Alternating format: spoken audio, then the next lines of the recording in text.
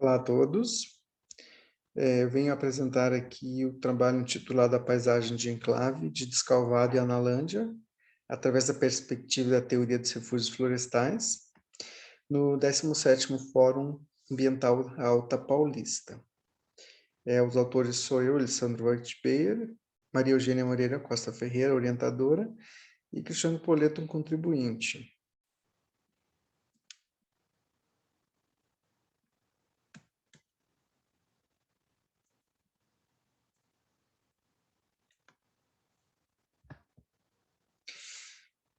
Introdução.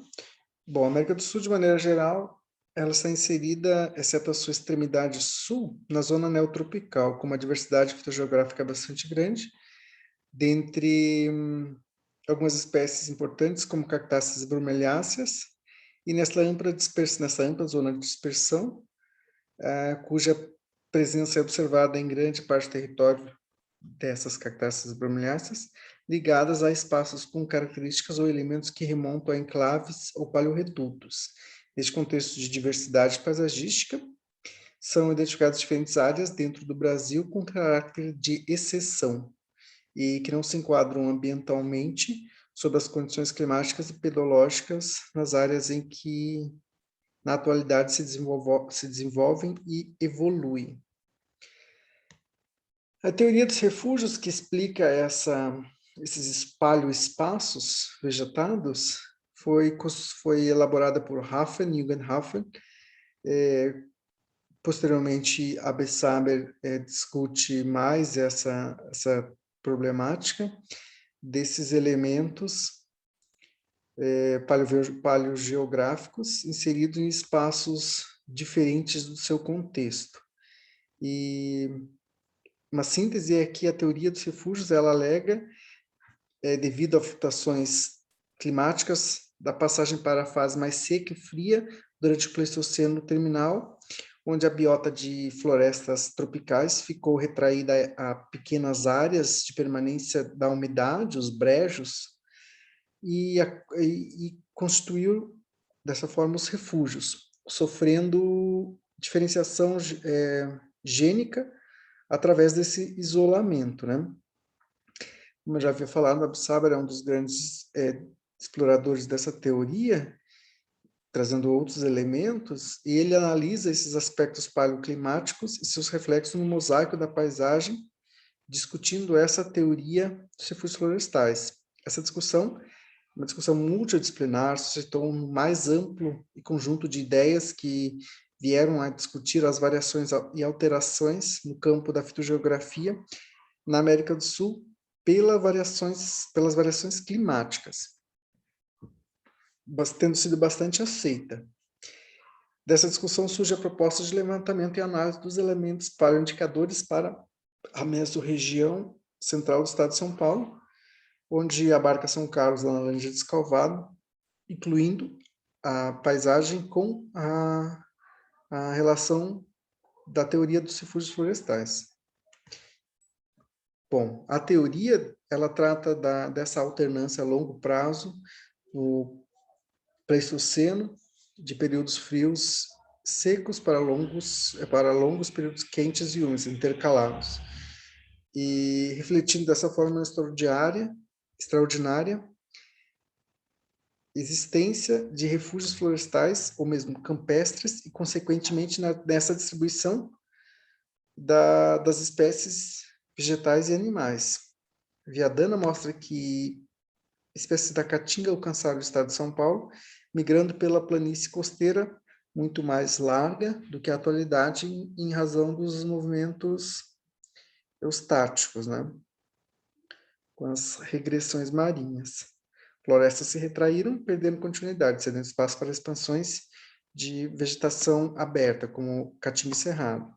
Essa expansão, florestais tropicais, em consequência da retomada da umidade no tipo climático, que se pôs ao final deste período seco e mais frio, deixou espaços de maior diversidade e endemismo, como evidências de refúgios que atuaram no Pleistoceno terminal.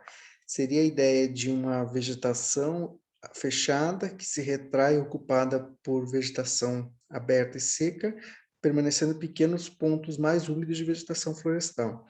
Essa vegetação florestal ganha âmbitos e retoma esses espaços, e isolando, então, pequenas áreas com a vegetação aberta, esses redutos ou enclaves. Para o Estado de São Paulo, recebeu atenção por diferentes estudiosos para o detalhamento das diferentes composições vegetais, tanto florestais como abertas, antes ainda da chegada dos europeus. Diferentes estudiosos que passaram na região fizeram esses apontamentos para essas formações. São identificadas formações mais amplas de cerrado mesmo na região de Analândia, de Escalvano, próximo a Minas Gerais. Tropmai pontua outra importante cobertura de vegetação aberta para a região de Rio Claro. Araçatuba também, antes ainda de ser suprimida para o plantio de café. Essas formações abertas e relictuais são produtos de variação climática do Pleistoceno final, de uma variação de clima semiárido e semiúmido para condições climáticas mais úmidas e quentes, quando a vegetação predominantemente aberta abre espaço para condições florestais fechadas, sendo que estas formações existiram em determinados espaços onde as condições climáticas e pedológicas lhe foram favoráveis, existindo até a atualidade como relíquios vegetais e redutos de uma vegetação pretérita.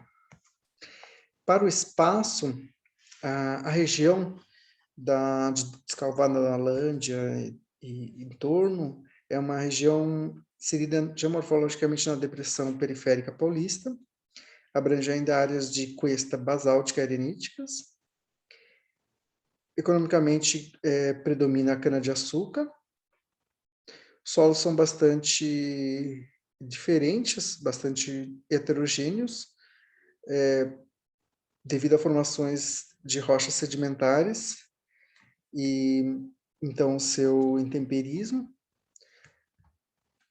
Predomina o piramboia, a formação piramboia e botucatu, em afloramentos e decorrentes desses a elaboração de solos, os seus respectivos solos. Encontram-se ainda afloramentos de basalto e, consequentemente, solos intemperizados dessa rocha. São comuns os neossolos quartzarênicos, nas áreas de arenito, neossolo litólico nas baixas vertentes, latossolos vermelho, textura argilosa, muito argilosa, caráter férrico, altamente férrico. Ocorre nessa litologia solos de origem litológica, sua cobertura vegetal original são as florestas, ou cerrado, dependendo da região, do estado e da fertilidade química. Encontrou-se para a região cerrado nas áreas mais arenosas, solo arenoso. Em geral, o cerrado ocorre nos solos de mais baixa fertilidade, especialmente quando localizados na depressão periférica, como os que eu havia relatado. Hidrograficamente, situa-se dentro da bacia do Tietê-Mogi Guaçu, e apresenta e os seus respectivos afluentes nessa região. Climatologicamente, a região está inserida na porção tropical brasileira, classificação Köppen de clima mesotérmico, com verão quente e chuvoso, inverno seco. Aqui alguns elementos para a região, em tons mais frios no alto da imagem, a parte do Talveg do Mogi Guaçu, Porto Ferreira aqui à direita, os municípios São Carlos, Cavalo, Analândia e Pirassununga, e os pontos são onde encontrou-se elementos paleobioindicadores de condições pretéritas. As colorações mais avermelhadas são as topografias mais elevadas, na região de São Carlos e Analândia, que fazem o divisor de águas para o Tietê, do Mogi Guaçu.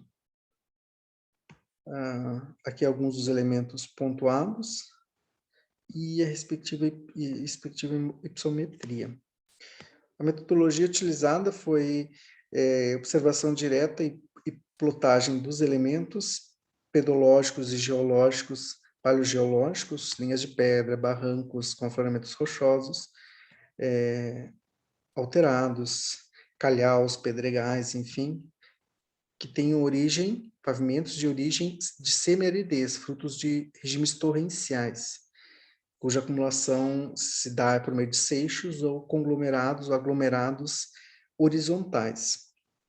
Observação direta de vegetais, como cactáceas e bromeliáceas, considerando a formação aberta caatinga, cujas ocorrência é paradoxal com os condições climáticas atuais, pedológicas e climáticas atuais, interpretadas como reminiscentes de uma vegetação pretérita caatinga na região, que ocupou grande extensão no estado de São Paulo. Ampliou-se ainda a busca de elementos geológicos, cachoeiras, abrigos rochosos, sedimentos recentes inconsolidados dentro de abrigos rochosos, de natureza externa, bem como mapeamento fitogeográfico da vegetação do bioma cerrado. Essas informações foram obtidas em campo, registradas por meio fotográfico e plotadas. As espécies vegetais foram coletadas em fragmentos de cerrado, floresta estacional e caatinga também, tendo sido escolhidas as imagens de satélites com áreas com maior preservação para os respectivos domínios citados acima. Coletas feitas e cicatas tratadas, tratou-se de identificar esses espécimes por meio de chave de identificação e bibliografia pertinente, assim como trouxe-se um arcabouço da bibliografia pertinente para a explicação ou para embasamento da teoria dos refúgios florestais, consequentemente. Os resultados, considerando que a região é uma área ecótono, uma zona de transição, a bibliografia trata que existem elementos de cerrado amplos com ocorrência de floresta estacional. Pouco encontrou-se com referência à bibliografia, referência às formações xerofíticas, como cactáceas e bromeliáceas. Essas também foram encontradas.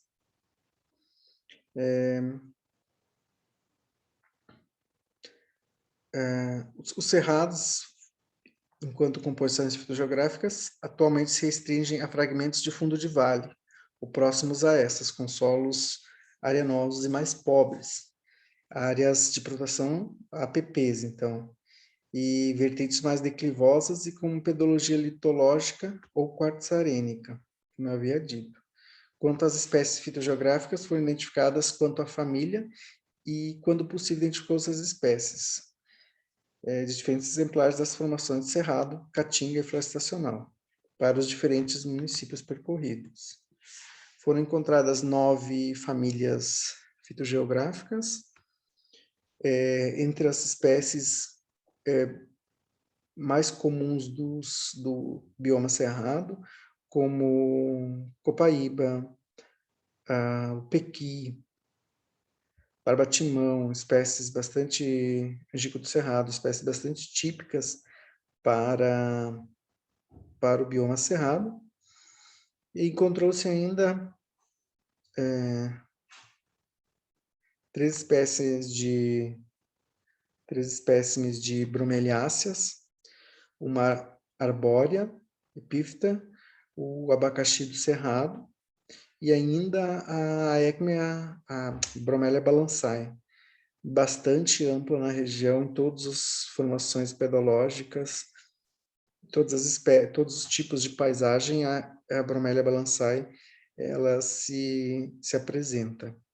As áreas de abacaxi de cerrado, ananás anaçaçoides, elas são mais típicas dentro de espaços de cerrado ou cerradão constituídos e equilibrados. Cactáceas, foram encontradas também 3 espécies, uma epífita, o xique-xique, praecereus, e o mandacaru, Cereus hildmanianus. Denominou-se ainda que a fisionomia do cerrado ocorre na região associada a baixas vertentes e solos quartzarênicos, em relictuais que existe a pressão antrópica, onde encontram-se espécimes típicas, como o pequi. entre outras, a lobeira. Cactáceas ocorrem em formas relictuais, tendo sido identificadas 3 espécies, como havia dito, sendo 2 terrícolas e uma epífita. A Praeocereus, ela ocorre em solos quartzarênicos, exclusivamente, e observou-se para os cereus friedmanianos a ocorrência em latossolos, exclusivamente também.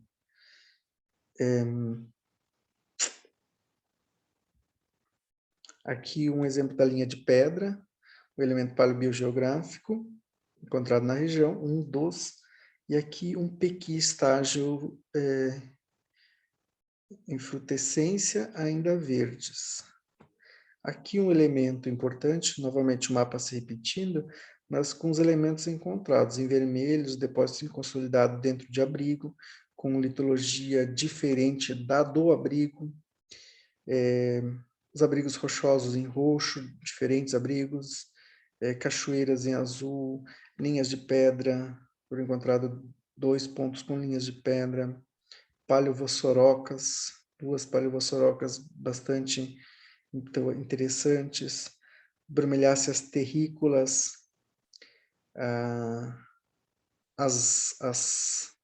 aqui eu pontuei apenas as balançae, bromélia balançae,